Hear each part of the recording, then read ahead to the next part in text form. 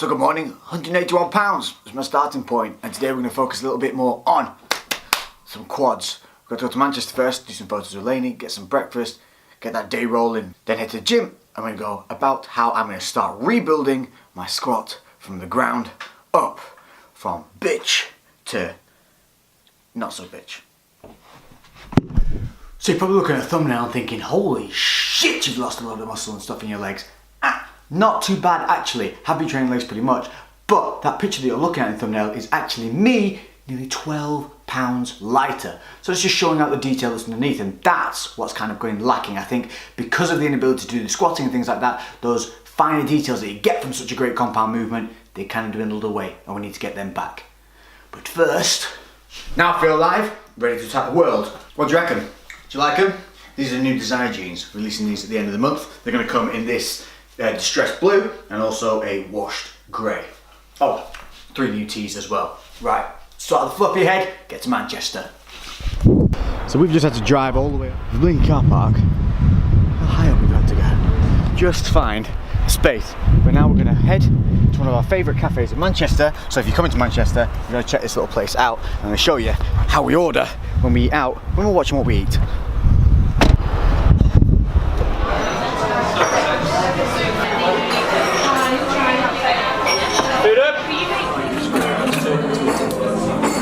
So we've got egg whites instead of full eggs, salmon on the top, that's a healthy fat, it's a bit of a protein boost, on a single piece of sourdough. So we're limiting the carbs in there but still getting some in to keep us going. This is breakfast. Haven't eaten all morning, mainly because I knew I was coming here. So you can bank your macros. So if you know you're going somewhere nice, save your carbs, fats and proteins. So when you get there, the body doesn't need to eat every 2 hours. It's a varsity, that is. If you want to do that, it's fine, you're doing no harm, but you don't need to do it. That's the main thing. So bank your macros, enjoy something nice, but make healthy choices. So, egg whites, salmon, sourdough, and then this hot salsa dressing.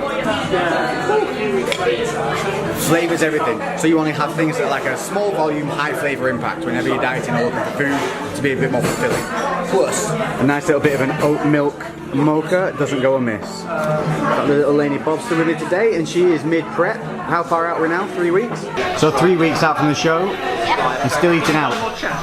Yeah, I know where I can eat. So what are you picking? I've got egg white omelette with some smoked salmon, got mushrooms added in, and an Americano with hot skim milk on the side so you can make your own hot milk coffee. Fixing my hair while I have a mirror. Focus on legs. So there you go anyway, there's a little got the hints and tips is what we do when we're eating out. And Lainey, 3 weeks out from a show, still eating out, still having fun. There's no need to be locked up in your home. So now we're going to go do some photos for the Bobster and then home. So the rebuild has begun. So from here, I'll send you guys back to the gym for a squat session that I filmed for you guys that takes you through exactly how you need to start rebuilding those quads, those legs, by starting with the basics. And that is the squat. No more bitching, no more moaning, let's just get shit done. Yes? I look like something from an 80s fitness commercial. Come on guys, let's feel that sweat. Come on, I'm ready. Are you ready for the burn? Let's go. What's up guys, and welcome to a breakdown of rebuilding your squat. If you're finding that you're getting lower back problems, knee problems, pains in areas that there shouldn't be other than kind of the quads, the hams and the glutes, taking it back to the basics and making sure that everything is set in place so that your squat can progress legitimately rather than egotistically. I need to rebuild my squat due to the fact that I suffered some damage to my glute med and my left shoulder a while ago, and it has been a progressive injury that's never really healed properly until now. And the reason it wouldn't heal properly is because I kept going back to doing movements that were slightly wrong and kept slightly aggravating the problem areas. So today I'm going to literally be going through the entire squat motions, the rules that you need to be applying, but then we're going to actually go through my squat routine today for the first time I've squatted in around about 3 months, and I'm going to see what my max is. I'm going to show you me at my absolute weakest really here today. So what I want you to take from this, guys, is to not be embarrassed by your weaknesses, whether it's the squat, the deadlift, the overhead press. If you ignore it and just go to your strengths all the time, you are never going to be the complete person that you want to be. It applies to all different things in life. We have to acknowledge our weaknesses, address them, and make them our strengths. And we do that by breaking them down and building them back up again. Are you squatting in the right place? Is the equipment that you're using up to par? What you'll see in most gyms is something like this. This is fine. This is a perfect rack for it. You also may see something like this. So this is known as a power rack. And again, this is a very good and versatile piece of equipment. Many, many more levels for which you to adjust to get that perfect height in which to lift off the bar. So if you're starting to lift really heavy weight, this type of thing is going to be better for you because you can get that perfect start position. Whereas with the simpler piece of equipment, it's a little bit more restricted in only having the usual 4 set points of liftoff. What you'll notice about both of these pieces of equipment is what's on the floor. Nothing. It's hard. It's a solid surface. That is what you need under your feet. You need a solid, flat surface. If you're stood on any type of flooring which has give or sponge or movement, that is absolutely incorrect and is going to cause you problems in the long run. So make sure that you are squatting on a surface similar to what you'd expect to deadlift on. It needs to be firm, it needs to be solid, and it needs to be supportive. It might seem funny, but when you're going to do squats or legs or something like that, you need to think about what you're putting on yourself, the footwear. Now, flat soles is what you need. You see, so many people are squatting in running shoes. That's a spongy surface. So even if you have a solid floor underneath you when you're squatting, if you're then putting running shoes underneath the soles of your feet, you're basically replacing that solid floor with a spongy floor. What you need is a thin-soled supportive shoe, which is why things like the Converse Chucks, they're really popular because they're a flat sole and they're solid without that sponginess. The other option is something like I'm wearing now, which are these are the Lonsdale boxing boots. You can see very thin soled, a little bit of support, but it's solid, it's rigid. There's not a lot of give with a lot of mid-sole support here under the arches. The next stage up from that would be an actual squat shoe. A squat shoe has an elevated heel on it. The benefit of those are if you struggle to allow your knees to move out in the right directions, you tend to maybe feel a lot of pain when you're squatting your knees. It could be that you're lacking dorsiflexion. This is our foot and this is our ankle joint. A lot of people have the inability to be able to flex forward in this direction, so they may be limited in their range of movement to maybe here. If you don't allow the knees to travel forwards, the hips will go back and you'll jam up and you'll end up stuck here without being able to go any lower, transferring the weight from the quads, the glutes and the hammies onto the knees and the hips. It can also cause a collapsing of the ankles. What you'll see is as you come down, a lot of people will buckle in here and you'll see the knee twists in, they release on the negative and they drive up with knees buckling.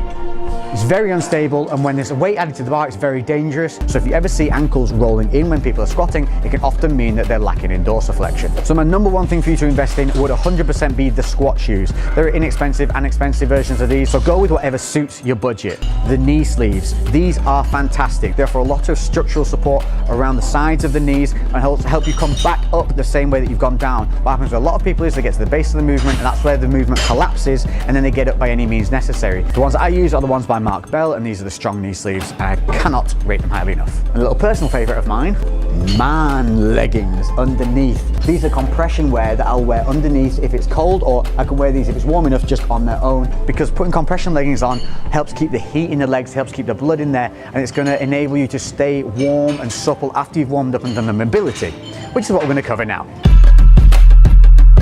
So covering some simple mobility movements that you can do here. We can go way deeper into this, and if you want us to do that, we can do. Let me know in the comments section. But for now, we're just gonna go through the standard ones that I will go through.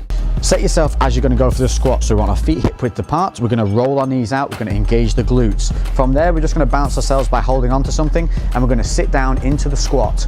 Get as deep as you can whilst balancing. So here what we're concentrating on is weight displacement. It needs to be in the heels, it needs to be in the quads. Hold for a good 10-15 seconds before coming back up, driving through and squeezing the glutes. And I've only started doing this one myself recently, and this one is known as the pissing dog, apparently, according to Jay. From here, what you're going to do is roll the legs single one at a time. You can see why it's called a pissing dog. Keep the body as level as possible. So again, avoid kind of turning over. So we're going to roll forwards for around about 15 seconds. You're then going to go the opposite way and really open it up, rolling backwards. Both legs, and then you're ready and set to start squatting. It's not about just shifting the bar. There's a whole process that you have to go through, making sure that the weight is displaced properly through the body. So we're going to cover the 6 major areas that you'll often see in a squat. Starting with the feet. Feet need to be hip width apart, not too wide, and then not too narrow. Just over hip width apart with your toes turned out. The knees need to travel in the same direction that the toes are pointing. If my toes are rolled slightly outward, but I allow my knees to move straight forward, what we're going to end up with is a collapsing squat. The knees need to follow the toes. We're going to roll the knees out. Knees straight, rolled out. Knees straight, rolled out. My feet are not changing position. By rolling these knees out, what we're doing is encouraging them to move forward and down and out through a natural range of motion as we squat. And as we come back up, keeping the knees rolled out is going to stop any knees buckling in. The booty. When you get to the top of each rep, what you want to do is squeeze the glutes. We do this to help reset that bracing of the core and also load those muscles at the top. It also stops us from dropping straight back down into the squat without control. Moving up into the core. So if you ever see a lot of people where their butts are kicking out and they end up with a really arched lower back, that's actually not a good squat. And this is a great one for stopping overarching of the lower back. By bracing our core, what we're doing is neutralizing the spine and keeping it safe. So what we want to do is make sure that we're breathing in nice and deep into our belly, and then you're going to hold that and brace as if someone's going to punch you in the gut before you drop down into the squat. When you get to the base of the negative, you're going to release that air and drive up through the heels. Take that big breath in again at the top, brace the core before dropping into the next rep. This is vitally important to making sure that the upper body stays in a neutral position and you don't end up with excessive lower back curvature. Last but not least, we're going to take a look at the back. We need the back to be contracted and locked in place to stabilize that entire upper body, plus stabilize the bar, plus help us pull that bar into the body to give us something to drive our weight through. To achieve this, what we need to be doing is pulling on the bar with the hands and contracting the lats, and we need to maintain pulling on the bar throughout the entire range of motion. So the hand position needs to be suitable to your body width, your wingspan, etc., to be able to pull those elbows tight into the body and contract the back, and that's going to really help lock in the entire body. So it's very important that we work all of these different scenarios that we've just talked about, from the feet all the way up to the shoulders and back. So taking hold of the bar, when we come underneath, we're going to roll underneath the bar and just push your body weight through, just to stretch those shoulders out a little bit and help set that position. Once that eases off and you feel comfortable with your shoulders, edge your hands into a comfortable position to whatever your wingspan suits, where you're able to squeeze the elbows in towards the body and contract the back. Once you're comfortable with the hand position, that's when we can lift off. So with bent knees, braced core, we're going to lift off. We're going to take just 1, 2, and then 3 little steps backwards. Don't excessively walk backwards from the squat rack. We're going to turn our toes out, roll the knees, engage the glutes, pull on the bar at this point now, and the final part is going to be contracting the back and breathing at the same time to brace the core. So we breathe in, down, at the bottom, maintain pulling on the bar as we drive back up through the heels, keeping the knees rolled out, drive, and then squeeze through with the glutes before going back down into the next rep.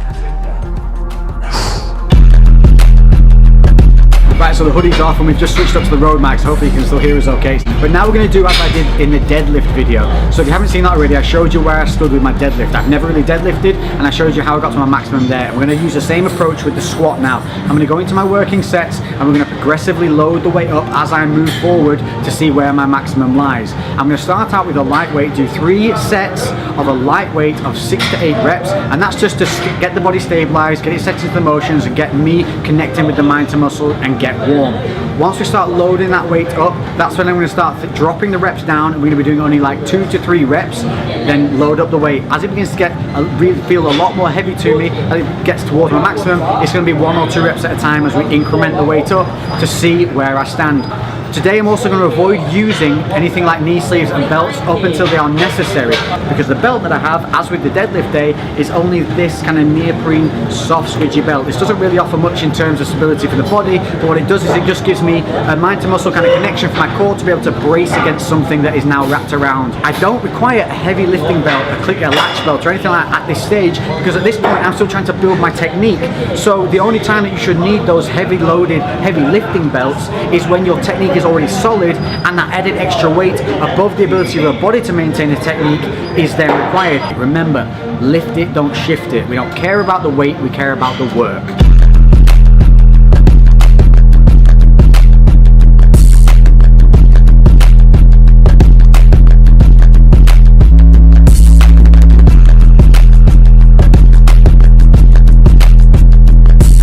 Okay, Okay, so we've done the 3 warming sets and now there's 80 kilograms on the bar. But what I'm starting to feel is I'm starting to feel tension in the certain areas that are obviously weak due to the injury. So when I start to feel those come into play, this now is my start point of my weight where I need to really start thinking about that technique and driving through with less reps, but thinking about my mind to muscle and setting everything in place. Then I'm going to edge it up by 5 kilograms for maybe the next 2 increments, and that's what we're going to do. So we'll start moving that weight up, but the reps will come down. So eventually we'll only be doing like maybe 1 or 2. To be honest with you guys, I think today we're going to probably get to around about 100 kilos on the bar, and I think that'll be the point where I start to feel the old injury and things like that beginning to overload. And if that's the case, that's my point. Could I lift more than that today? 100%. I could get under that bar and lift 120 kilos badly, but what's the point? What am I achieving? Nothing. What I want to be doing here is, remember, I want to be fixing what went wrong and progressing in true fashion. More weight on the bar does not mean more progression if you're lifting badly. So it's only going to be 3 reps on this, then when I get a little bit higher, it's going to be 2 reps, and then when I get towards that kind of top end weight, single reps at a time. That's what we increment up slowly. Let's get it done.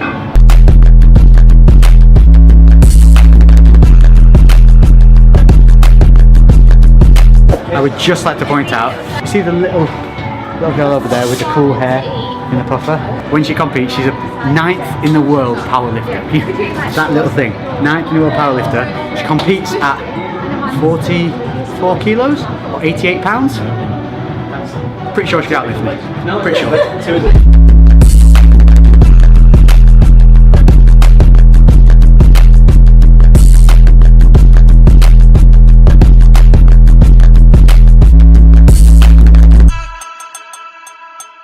What's your maximum squat? 92 kilos. Told you. 92.5 kilos today, Lex. Come on, 92.5. And then racking it and going, where am I? Racking it and going, Lex, more than you. So that was 90 and it felt really clean. There was no kind of groin pain, nothing. So we'll get this up to 100 kilos now and we'll see how this feels. Single rep, and then I might put the knee sleeves on. I mean, if I get over 100 today, I'm really happy with that. Without pain, with good technique and feeling like I'm owning the technique. This right now is irrelevant to me other than the number for starting point. Dancer, it's a soul companion.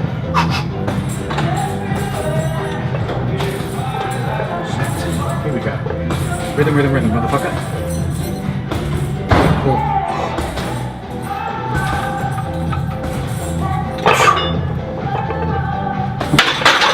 Oh, holy shit. That actually felt pretty smooth. Right, let's get knee sleeves on. The secret to all life's gains, Minion socks. Look at stay me. Minion socks, Techie camo things and a jumper. What's going on with my life? Where's my life going, Jay? You need them inside out when you put them on. Label here, foot in a little hole, and you pull that up as high as it'll go. Now, simply grab, pull through, kick, there you are. Easy, easy. Lemon squeezy. Lemon squeezy. Yeah, reject Avenger is like just waiting in the sidelines. Just like that Avenger that didn't make it. A pretender. The pretender. I wanted to be an Avenger, they called me a pretender. I feel like I can increment that up by 5. No belt, but got the knee sleeves on. Got to be confident from the start, got to be confident at the bottom. Because I don't want to be a knobhead and take up all the little plates. I'm putting a little plates back and I'm going to swap this 2 5s, which is 10 for a 15. Yeah, easy. It's fucking easy before. Let's get this one. Nope.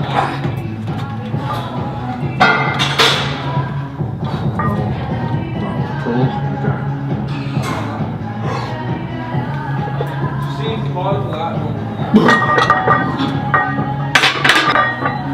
How's that? Good. Felt All good. All right. You? 2.5. So, another single rep on this, then belt, and see where we get to. So if, say, let's today I finish on 110 kilos, that's going to let me know that if I take around about 10% off that, that should be about my 5 rep range. But finding this maximum and letting us know what we lift and what we're capable of helps us when we step under that bar with a lighter weight, because you've done a heavier weight prior. It's all about building confidence. Up, down, smash, up, down, smash, up, down, smash. Let's go.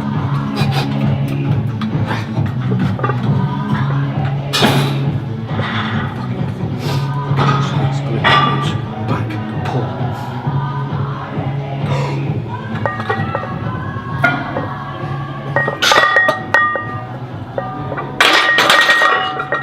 Woo! we're getting wibbly. Felt that started, the glute on that one started to come in. There's a little bit of destabilisation on there. So 2.5 or more aside, belt on, and we'll see. It's just there to kind of make you hold your stomach in more than anything. Yeah. It's literally just here now to give me something to directly brace my core against, which allows me to brace even harder than if I'm just kind of blowing out and holding as if someone's going to punch me like I told you to do. And you get those real heavy lifter belts on, it'll really allow you to absolutely solidify that entire core and neutralize the spine, which is why they're so good at being able to make you lift heavier weights safely. But you obviously already have to have the technique down that's already putting you in a safe position for that belt to then work. So it's that matter of training up to requiring that kind of belt. Don't think you need one off the bat. In fact, use as little kind of stabilization and accessories as possible up until you really need them. Same goes for deadlifts, same goes for bench, same goes for everything. Try and do everything as clean and neutral as possible until you require that added little bit of help.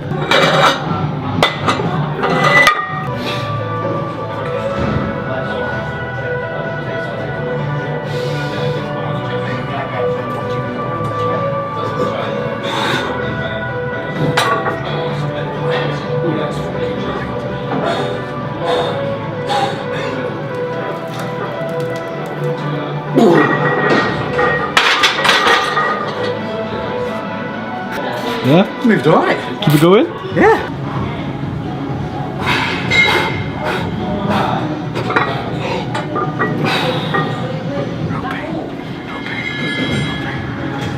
Drive that left. Drive that left.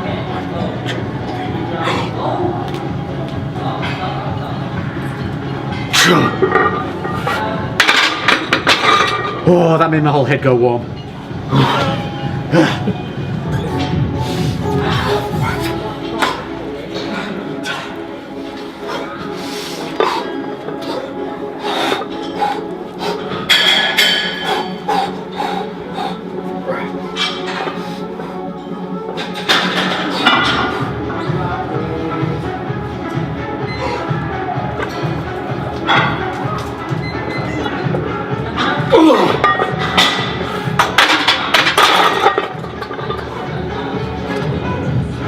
There it is. I think that's the one. I saw the veins come out underneath my eyeballs. 130 kilos. Fucking hell. So that's 30 kilos above what I thought my body would be capable of today. Considering you were going to tap out 100. Yeah. That just goes to show, if you increment in like we did with the weights, if you warm up properly, do all that stuff, you will be shocked at how much more there is in the body to do. Now, 130 kilos, that is 100% not going to be my weight that I work with, but it lets me know where my kind of max point is. So I'm going to be talking about so between 90 and 100 is going to be working at that kind of 5 rep range to start building strength, building that mind to muscle, building that technique, stabilizing the body. That's my marker. My advice to you will be to squat more than once a week as well, but that doesn't mean doing 2 huge squat sessions a week. What that means is doing 1 big squat session, like where you go in maybe an only squat. That's kind of your day, that squat day, then you do accessories alongside it. The other squat session you would put in alongside a day where you're also doing legs again. High frequency training is better for you. It's the only way that we keep that protein synthesis moving throughout the whole body, keeping all the muscles growing and hitting them and keeping them stimulated towards growth. So twice a week doing your legs, 1 big squat session where you do maybe 8 to 10 sets of that squat. The other one, you incorporate it with other work, leg press, extensions. You can even include hamstrings. Personally, I like to split them up, but whatever you want to do on your leg day, and you would maybe do 3 or 4 sets of a squat, starting in with a heavier weight than you would on the squat day where you increment back in, if that makes sense. Then, kind of 3 or 4 weeks later, we do this again, and we'll see if we get better. And that's pretty much it for today. I hope this has helped you out. I hope there's some points in here that are really going to make you rethink some things and maybe help out, maybe get you through some of the areas where you didn't know why something was wrong, and now hopefully this will help you fix it. If there's anything I've missed out that's glaringly obvious that I've forgotten, put it in the comment section below. If there's any questions that you have that I haven't answered, put them in the comment section below. If you like this 80s I'm an Avenger but didn't make it pretender outfit, and you'd like me to wear this in the high street and go shopping, put a comment in the comment section below. Make sure to subscribe, hit that notification bell. Hopefully we'll get this problem with the channel sorted out very soon. Thank you all for the support in the meantime. Until the next video, it's me, it's Jay, 130 kilos of yay, we are out.